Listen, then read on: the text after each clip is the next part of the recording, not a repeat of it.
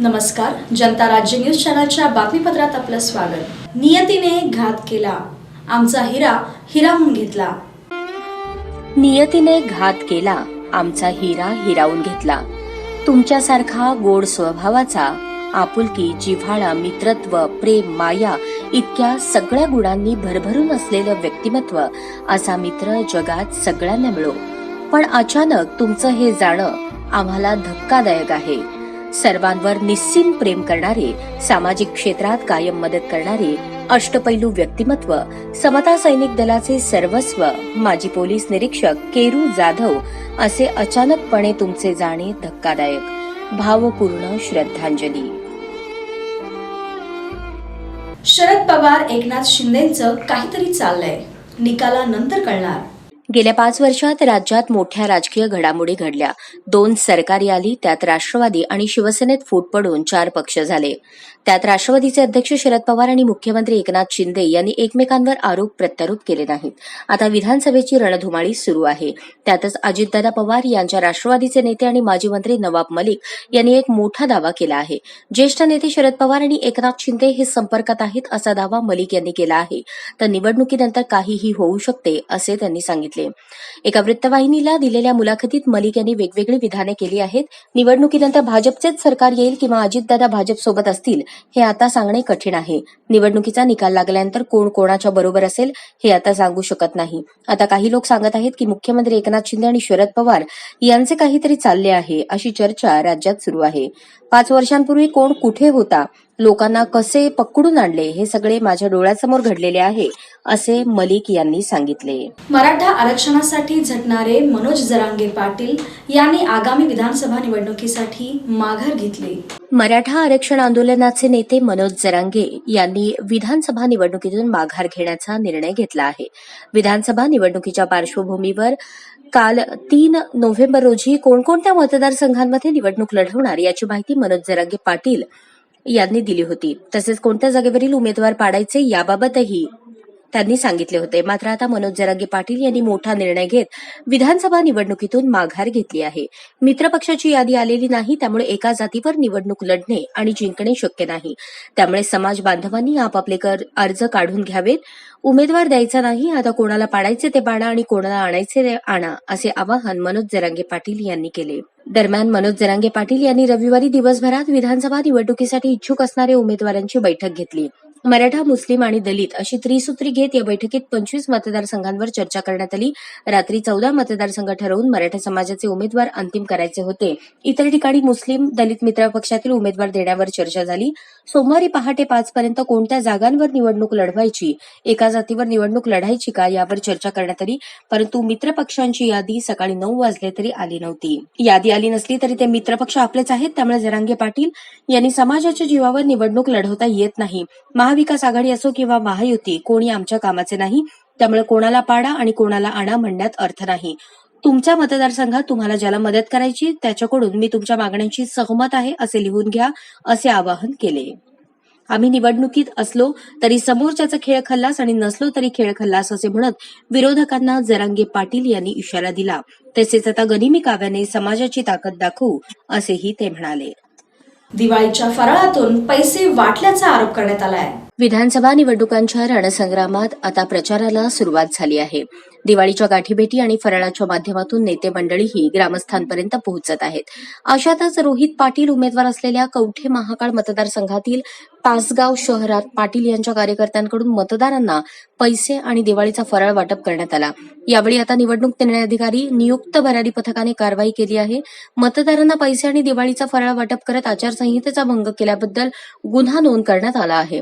विधानसभा निवडणुकीच्या पार्श्वभूमीवर तासगाव येथील साठेनगर भागात रोहित पाटील यांची पदयात्रा सुरू होती। या पदयात्रेच्या पाठीमागे पाटलांचे काही कार्यकर्ते फराळाच्या बॉक्समधून पैसे वाटताना दिसून आले। यानंतर अजित पवार गटाचे उमेदवार संजय काका पाटलांच्या कार्यकर्त्यांनी या रोहित पाटलांच्या कार्यकर्त्यांना पकडून पोलीस ठाण्यात आणले। ब्रेकिंग न्यूज, भयंकर प्रकाराने मंत्रालय हादरले।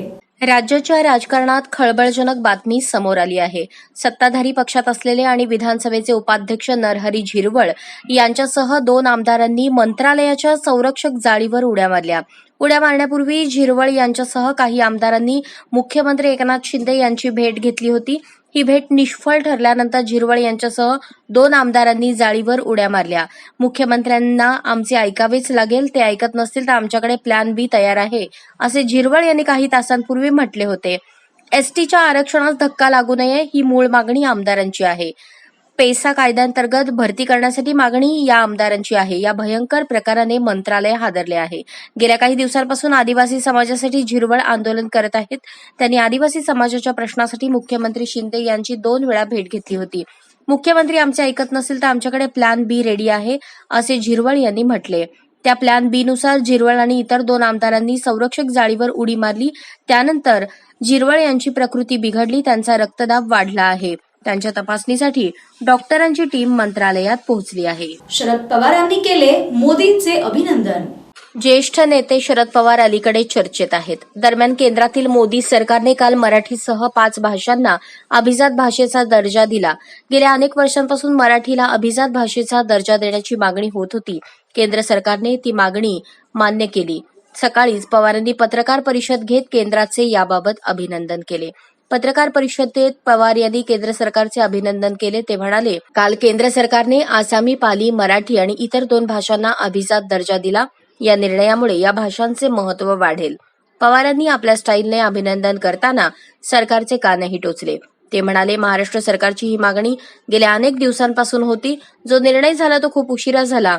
जरी उशीर झाला तरी निर्णय झाला. याबद्दल केंद्र सरकारचे मी अभिनंदनच करतो. ब्रेकिंग, लाडकी बहीण योजना सापडली अडचणीत. राज्य सरकारच्या वतीने जाहीर करण्यात आलेल्या लाडकी बहीण योजनेला सोलापूरसह अन्य भागात प्रतिसाद मिळत आहे. दरम्यान या योजनेसह फुकटच्या योजनांविरोधात नागपूर खंडपीठामध्ये याचिका दाखल करण्यात आली आहे. यावर कोर्टाने राज्याच्या मुख्य सचिवांना प्रतिज्ञापत्र सादर करण्याचे निर्देश दिले आहेत. लाडकी बहीण योजनेसह मोफत योजनांच्या विरोधातील याचिकेवर मुंबई उच्च न्यायालयाच्या नागपूर खंडपीठाकडून राज्याचे मुख्य सचिव आणि वित्त विभागाच्या सचिवांना प्रतिज्ञापत्र सादर करण्याचे निर्देश देण्यात आले आहेत. अनिल वडपल्लीवार यांनी दाखल केलेल्या याचिकेवर 23 ऑक्टोबरपर्यंत कोर्टाने उत्तर मागवले आहे. राज्याची वित्तीय परिस्थिती बिकट असताना मोफत योजना राबवल्या जात आहेत. तर्कहीन योजनांमुळे आरोग्य आणि शिक्षणासारख्या मूलभूत समस्यांसाठी निधी कमी पडत आहे. राज्यावर 7.5 कोटींपेक्षा अधिकचे कर्ज आहे.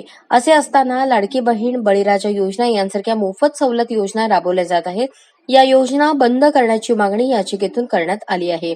मुख्यमंत्री बळीराजा वीज सवलत, अन्नपूर्णा योजना, शुभमंगल सामूहिक विवाह नोंदणीकृत योजना, मुलींसाठी मोफत उच्च शिक्षण योजना, अहिल्यादेवी स्टार्टअप योजना यासह सर्व योजनांवर दरवर्षी 70,000 कोटी खर्च होणार असल्याचा दावा याचिकेतून करण्यात आला आहे. कोण महेश कोठे? शहर उत्तरमध्ये त्यांचा काय संबंध? काँग्रेसचे ज्येष्ठ नेते महादेव चाकोते कडाडले.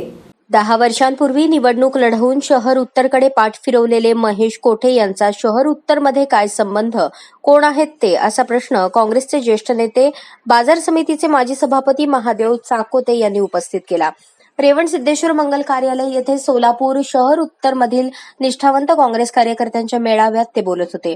यावेळी व्यासपीठावर काँग्रेसचे माजी अध्यक्ष प्रकाश वाले, माजी स्थायी समिती सभापती केदार उंबरजे, माजी नगरसेवक दत्तू बंदपट्टे, सिद्धाराम चाकोते, अशोक कलशेट्टी, उदय चाकोते, चक्रपाणी गज्जम, भारती इप्पलपल्ली, संघमित्रा चौधरी, संध्या काळे यांची उपस्थिती होती. प्रणिती शिंदे यांच्या विरोधात शहरमध्ये 2 वेळा निवडणूक लढवणारे महेश कोठे यांना तिकीट देताना शरद पवार आणि सुशीलकुमार शिंदे यांनी विचार करायला हवा होता. जो माणूस शिंदे साहेबांना धोका देऊ शकतो तो शरद पवारांना पण धोका देऊ शकतो. सुशीलकुमार शिंदे काय निर्णय घेतील याची वाट पाहू. आपण वर्षानुवर्ष काँग्रेसशी एकनिष्ठ राहिलो. आपण कोणाच्या दारात जाऊन उभे राहणार नाही. 6 महिने राष्ट्रवादी, 6 महिने शिवसेना, कधी अपक्ष सत्तेत असताना काँग्रेस सोबत राहणारे महेश कोठे यांच्यावर विश्वास कसा ठेवायचा? मला त्यांनी भेटण्याचा प्रयत्न केला पण मी ती भेट टाळली. शिंदे यांनी याचा विचार करून आम्हाला निर्णय द्यावा. शहर उत्तरमध्ये काँग्रेस संपवण्याचा प्रयत्न करणाऱ्यांच्या बाबतीत भूमिका न घेतल्यास आम्ही प्रकाश वाले किंवा सुनील रसाळे यांच्या मागे आमची ताकद लावू. राष्ट्रवादी काँग्रेस पक्षाने बूथ यंत्रणा लावली आहे. आपण काय त्यांचे हमाल आहोत का, असा सवाल उपस्थित करत याबाबत आपण सगळ्या निष्ठावंत मंडळींनी विचार करावा, असे काँग्रेसचे ज्येष्ठ नेते, बाजार समितीचे माजी सभापती महादेव चाकोते यांनी सांगितले. शहर उत्तर मतदारसंघ हा पूर्वीपासून काँग्रेसचा होता. मागील 2 निवडणुकीत शहर उत्तर मतदारसंघात राष्ट्रवादी काँग्रेस पक्षाचे उमेदवार पराभूत झाले. तरी देखील यावेळी सुद्धा राष्ट्रवादी काँग्रेस शरद पवार यांच्या पक्षाला हा मतदारसंघ का देण्यात आला? काँग्रेस पक्षाकडून लिंगायत समाजाला एकही उमेदवारी दिली नाही. काँग्रेसच्या नेतृत्वाला लिंगायत समाजाची अॅलर्जी आहे का? उमेदवारी अर्ज भरताना काँग्रेस पक्षाच्या पदाधिकाऱ्यांना विश्वासात घेतले नाही आणि हा मतदारसंघ काँग्रेसला सुद्धा यासाठी प्रयत्न केले नाहीत, अशी नाराजी काँग्रेसचे माजी शहराध्यक्ष प्रशांत वाले यांनी व्यक्त केली. शहर उत्तरमध्ये काँग्रेसचा एकही नगरसेवक नाही याची आम्हाला लाज वाटते. काँग्रेस पक्षाच्या पदाधिकारी कार्यकर्त्यांना जर डावलल्यावर आमदार कसे होणार? आम्ही कधी बंडखोरी केली नाही, पण कोठे यांनी काँग्रेस विरोधात बंडखोरी केली. मी आता महाविकास आघाडीचा प्रचार करणार नाही. आज तुमच्याकडे येतील, गयावया करतील, पण भविष्यात काँग्रेस म्हणून आपल्याला असल्याचे पाया पडायला लावतील. त्यामुळे अशा माणसांना आपण पाठिंबा देऊ शकत नाही, असे विधान काँग्रेसचे सुनील रसाळे यांनी मेळाव्यात केले. यावेळी शहर उत्तरमधील काँग्रेस पदाधिकारी कार्यकर्ते मोठ्या संख्येने उपस्थित होते. आम्हाला काय द्यायची गरज नाही. कारण काय म्हणतात तुम्हाला माहित आहे, एक ह्या पट्ट्यापासून त्या पट्ट्यापर्यंत एक नगरसेवक नाही होत. एक नगरसेवक नाही. राजकीय पक्ष म्हणून घेतो आम्ही, एक नगरसेवक नाही का? किती लज्जाच होतो. कार्यकर्ते उभा करू शकलो नाही, ब्लॉक बूथ कमिट्या करू शकलो नाही, ब्लॉक कमिट्या करू शकलो नाही. याचा अर्थ असा झाला की या ठिकाणी आपली सत्ता आहे, आपला आमदार नाही. किती दिवस अगोदर फॅक्टरी म्हणणार आहे, किती दिवस उद्या अगोदर भेटणार, किती दिवस विश्रांत अगोदर भेटणार आणि किती दिवस सुनील प्रसाद भेटणार. एक दिवस यांना देखील थांबावं लागेल. कारण काय म्हणतात, ताकद मिळणार नाही. ज्यावेळेस मोठून पोटात आग पडेल त्यावेळेस तो कार्यकर्ता थांबलेला असाल. पण आज आमची थांबण्याची तयारी नाही. आम्ही एवढं सांगेल, येणारा भविष्यकाळ हा काँग्रेस पक्षाची उज्ज्वल आहे. या भागाचा काँग्रेसचा कार्यकर्ता जीवन आमची बंडखोरी आहे. सुनील प्रसाद आमदार, प्रकाश होळे आमदार आमदार बंडखोरी दिली नाही. तर या भागामध्ये त्या देगाव पासून, त्या केगाव पासून त्या याच्यापर्यंत शिर्डीपर्यंत काँग्रेसचा प्रत्येक कार्यकर्ता जीवन आला पाहिजे. उद्या निघाला जर कार्यकर्ता जर निघाला तर त्या लोकांनी म्हणलं पाहिजे हा काँग्रेसचा कार्यकर्ता. इंडिया ऑटोमोटिव्ह सिस्टीमचे व्हाईस प्रेसिडेंट संतोष मादास यांची कुचन प्रशालेस सदिच्छा भेट. पद्मशाली शिक्षण संस्था संचलित कुचन प्रशालेस आज CMA Santosh Madas, YAPP India automotive systems private लिमिटेडचे उपाध्यक्ष यांनी सदिच्छा भेट दिली. या सदिच्छा भेटीप्रसंगी प्राचार्य युवराज मेटे यांनी संतोष मादास यांचे स्वागत केले. संतोष मादास हे कंपनीच्या विविध धोरणात्मक आणि ऑपरेशनल उपक्रमांचे नेतृत्व करतात. त्यांच्या वित्तीय आणि व्यवस्थापन कौशल्याचे आर्थिक स्थैर्य आणि कार्यक्षमता सुनिश्चित करण्यासाठी महत्वपूर्ण भूमिकाही पार पाडतात, असे मत पद्मशाली शिक्षण संस्थेचे अध्यक्ष श्रीनिवास कॅतम यांनी व्यक्त केले. पद्मशाली शिक्षण संस्थेचे सचिव दशरथ गोप यांनी संस्थेतील अनेक शाखेतील भौतिक सुविधांमध्ये सुधारणा करत असल्याची उल्लेखनीय बाब सांगितली. कुचन प्रशाला ही मातृशाखा असून त्यासोबत इतर 22 शाखा कार्यरत आहेत. त्यामध्ये सीबीएसईच्या नव्या शाखेची जोड लाभल्याने पद्मशाली शिक्षण संस्थेस एक नवे रूप लाभले आहे. आधुनिकतेची कास धरत विद्यार्थ्यांसाठी उच्च दर्जाच्या शैक्षणिक सुविधा उपलब्ध करून देण्यात येत असल्याने शहरी आणि ग्रामीण भागातील विद्यार्थ्यांना उत्कृष्ट शिक्षण आणि सर्वांगीण विकासाच्या संधी उपलब्ध होत आहेत. या सृजनशील संकल्पामुळे पद्मशाली शिक्षण संस्था नाविन्य, गुणवत्ता आणि प्रगतीचा आदर्श घालून देत आहे, असे मत सचिव दशरथ गोप यांनी व्यक्त केले. कार्यक्रमाच्या शेवटी सीएमए संतोष मादास पद्मशाली शिक्षण संस्थेच्या शाखेतील अनेक शैक्षणिक उपक्रमांचे कौतुक करत एक उत्कृष्ट भविष्य निर्माण करण्यासाठी कठोर परिश्रम करण्याचा संदेश देत कुचन प्रशालेच्या शैक्षणिक प्रगतीसाठी शुभेच्छा दिल्या. या सदिच्छा भेटीप्रसंगी पद्मशाली शिक्षण विश्वस्त श्रीधर चिट्ट्याल, सौंदर्या मादास, AR बुर्ला महिला महाविद्यालयाचे प्राचार्य अशोक एक्कलदेवी, कुचन प्रशाला व कनिष्ठ महाविद्यालयाचे उपप्राचार्य अनिल निंबाळकर, उपमुख्याध्यापक मधुकर धर्मसाले, पर्यवेक्षक दत्तात्रय मेरगू, प्रणिता सामल, मल्लिकार्जुन जोकारे व शिक्षक वृंद उपस्थित होते. सोलापूर शहर उत्तरमधून अपक्ष संजय साळुंखे यांनी घेतली माघार. हिंदू महासभेचे संजय साळुंखे यांनी शहर उत्तर विधानसभा मतदार आपला अपक्ष अर्ज दाखल केला होता. हिंदुत्ववादाच्या मुद्द्यावर त्यांनी ही निवडणूक लढवण्याचा निर्धार केला होता. कुमार देशमुख यांच्यावरही त्यांनी टीका केली होती. सोमवारी उमेदवारी अर्ज माघार घेण्याच्या दिवशी सर्वात प्रथम त्यांनी आपला उमेदवारी अर्ज मागे घेतला आहे. माध्यमांशी बोलताना साळुंखे म्हणाले, मी माघार घेतली आहे. आता कोणाला पाठिंबा द्यायचा याची 3 नंतर चर्चा होईल आणि मी माझी भूमिका स्पष्ट करेन. विजयकुमार देशमुख यांनी विचारले नाही, बोलले पण नाही. शहर उत्तर हा हिंदुत्ववादी बालेकिल्ला आहे. तो विचार तिथे जिवंत राहिला पाहिजे, त्यासाठी माझा प्रयत्न आहे. सुधीर बहिरवाडे म्हणाले, सकल हिंदू समाज एकत्र होऊन चर्चा केली. हिंदुत्ववादी मुद्दे आहेत. जो उमेदवार त्यावर चर्चा करेल, ते मुद्दे विधानसभेत मांडेल, त्याला आम्ही पाठिंबा देणार, अशी भूमिका मांडली. पद्मशाली शिक्षण संस्था संचलित राजमल नारायण बोमडाल प्राथमिक शाळेच्या नूतन इमारतीचं वास्तुशांती संपन्न. पद्मशाली शिक्षण संस्था संचलित राजमल नारायण बोमड्याल प्राथमिक शाळेच्या नवीन इमारतीच्या बांधकामासाठी 8 जून 2023 रोजी स्मृती ऑर्गॅनिक्सचे मॅनेजिंग डायरेक्टर स्वप्नील इगा यांच्या हस्ते भूमिपूजन कार्यक्रम संपन्न झाला.